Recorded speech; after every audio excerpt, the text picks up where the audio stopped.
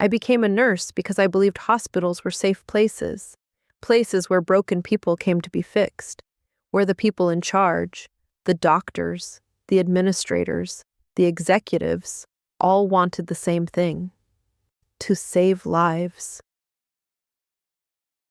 I was a nurse for 6 years before I understood that some hospitals are not safe places. They are businesses, and in some businesses, the cost of saving a life is considered carefully against the cost of not saving it. I found out that my hospital was making that calculation regularly, deliberately. When I reported it to my supervisor, to the board, to the regulatory authority, they did not thank me. They did not investigate. They fired me, discredited me, and spent 2 years trying to make sure I never worked as a nurse again. I want to tell you what happened after that. And I want to tell you what the hospital's chief medical officer said in front of a full press conference, into a live microphone, on the day the truth finally came out. My name is not important. What is important is that I was good at my job. I worked in the cardiac ward of a mid-sized private hospital, 6 years. I had never missed a shift, never received a complaint, never once cut a corner on patient care. My senior nurses called me one of the most attentive they had ever worked with. My patients wrote letters, actual handwritten letters, thanking me for staying late, for remembering their names, for treating them like people instead of bed numbers. I loved that job the way you love something you were built for. The hospital was run by a man called Dr. Ellison, chief medical officer, 15 years in the role, immaculate reputation, spoke at conferences, was photographed for the covers of healthcare industry magazines with the kind of confident smile that says, "Everything here is exactly as it should be." What was not in those photographs was the pressure coming from the hospital's private equity owners, the quarterly targets, the cost-cutting directives that came down from the board and landed on the wards in ways that the board members would never see and never have to answer for. But we saw them. The nurses saw everything. It started with staffing levels. The cardiac ward required, by clinical guidelines, a minimum of 1 nurse to every 4 patients during high acuity periods. We were regularly running 1 to 7, 1 to 8 on night shifts. That is not a scheduling inconvenience. That is a patient safety crisis. At those ratios, a deteriorating patient can go unnoticed for hours. I raised it with my ward manager. She told me to document my concerns in writing and submit them through the proper channels. I did. Nothing changed. Then the medication protocols changed. Certain expensive medications, ones that significantly improved patient outcomes, were quietly removed from the standard care pathway, replaced with cheaper alternatives that were clinically inferior. Not dangerous enough to be obviously wrong, just not good enough. The kind of difference that shows up in outcomes over months, not in a single dramatic incident. 3 patients died in my ward in one 4-month period, all cardiac, all cases where, in my professional judgment, better staffing and correct medication protocols would have changed the outcome. I cannot prove that with absolute certainty. I am not claiming I can, but I am a nurse with 6 years of cardiac experience, and I know what I saw. I saw people die because the hospital decided their survival cost too much. I wrote a 14-page report. I documented every incident, every staffing record, every medication change, every internal complaint I had already submitted with the dates and the non-responses. I sent it to my ward manager, the hospital's patient safety officer, the board of directors, and the National Healthcare Regulatory Body. I sent it on a Monday morning. By Thursday afternoon, I was called into HR and informed that my position was being terminated due to, and I will never forget this phrase, a pattern of disruptive behavior incompatible with the hospital's culture of collaborative care. Disruptive behavior. I had reported patient deaths. Losing my job was just the beginning. The hospital filed a formal complaint against my nursing license with the regulatory board, claiming I had violated patient confidentiality in compiling my report. It was not true. I had anonymized every patient record in strict accordance with protocol. But the complaint triggered an automatic investigation, which meant my license was suspended pending review. I could not work as a nurse anywhere, not while the investigation was open. The investigation took 11 months. During those 11 months, I watched my savings disappear. I took whatever work I could find, waitressing, admin, anything. I moved into a smaller apartment. I stopped being able to afford the therapy I had started because what I had witnessed and what was being done to me had broken something in me that I did not know how to name.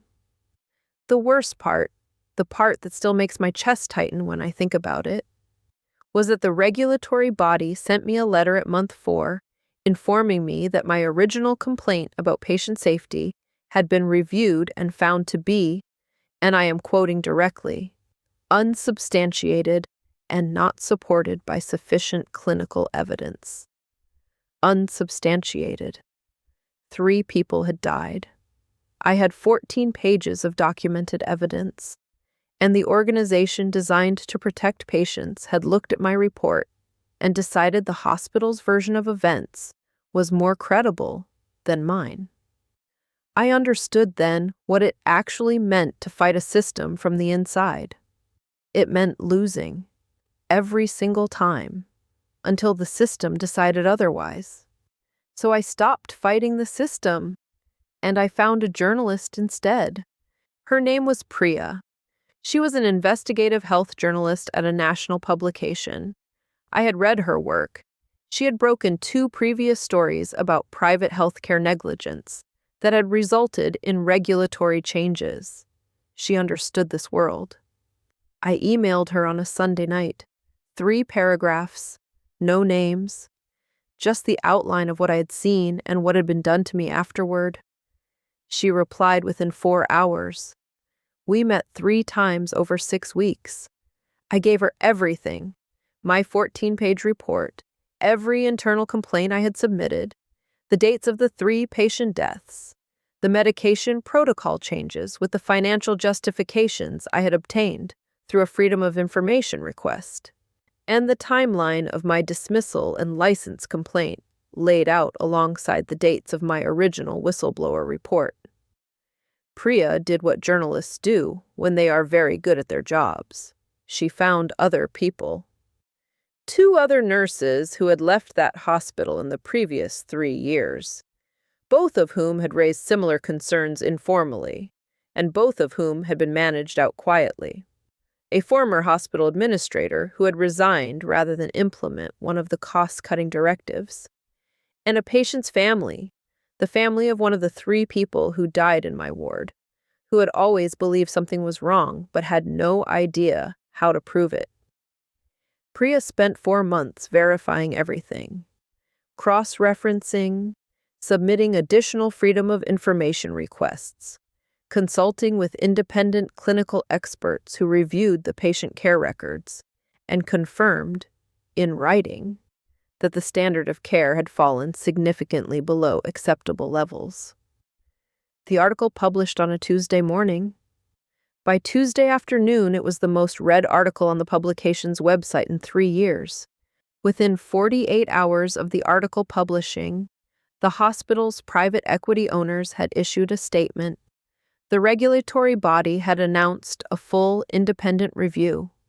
2 board members had resigned, and Dr. Ellison, the chief medical officer with the conference speeches and the magazine covers and the 15-year immaculate reputation, had called a press conference.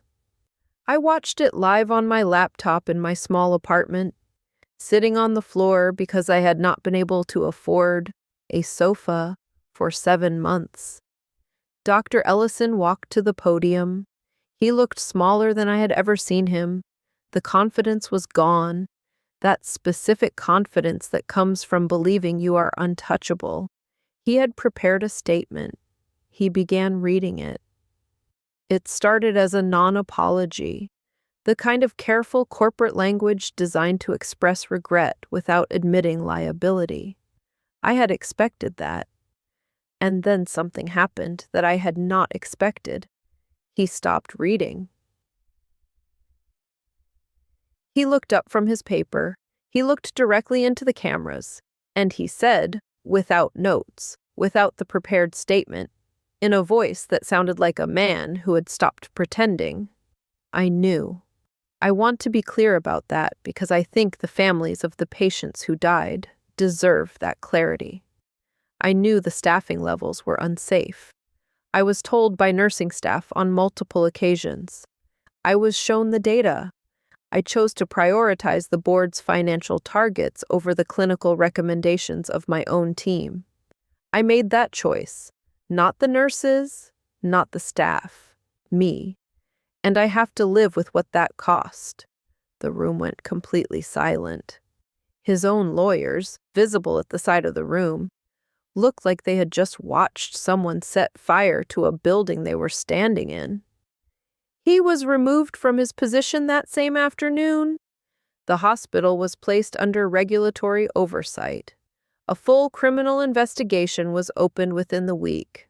And my nursing license, suspended for 11 months on the basis of a complaint the hospital had fabricated, was reinstated with a formal written apology from the regulatory board within 30 days of his confession. 30 days. It had taken them 11 months to suspend it and 30 days to give it back. That asymmetry tells you everything you need to know about how these systems treat the people inside them. Dr. Ellison was convicted of gross negligence in his duty of care. He was sentenced to 4 years and struck off the medical register permanently. The hospital's private equity owners settled with the families of the 3 patients who died. The amounts were not disclosed, but the family's lawyer described the settlements as significant. The regulatory body implemented new mandatory staffing ratio legislation that had been recommended by nursing unions for over a decade and blocked by hospital industry lobbying every single time. It passed because of one 14-page report from one nurse who refused to be silent. I went back to nursing, different hospital, different city, cardiac ward again, because that is where I belong, and I refused to let what happened take that from me too. On my first day back, a patient held my hand and said, "You look like someone who has been through something." I said yes. He said, "Good. Those are the best nurses." I think about that a lot. People ask me if I would do it again, knowing what it cost me, knowing the 11 months, the lost income, the suspended license, the destroyed reputation, the 2 years of rebuilding from nothing.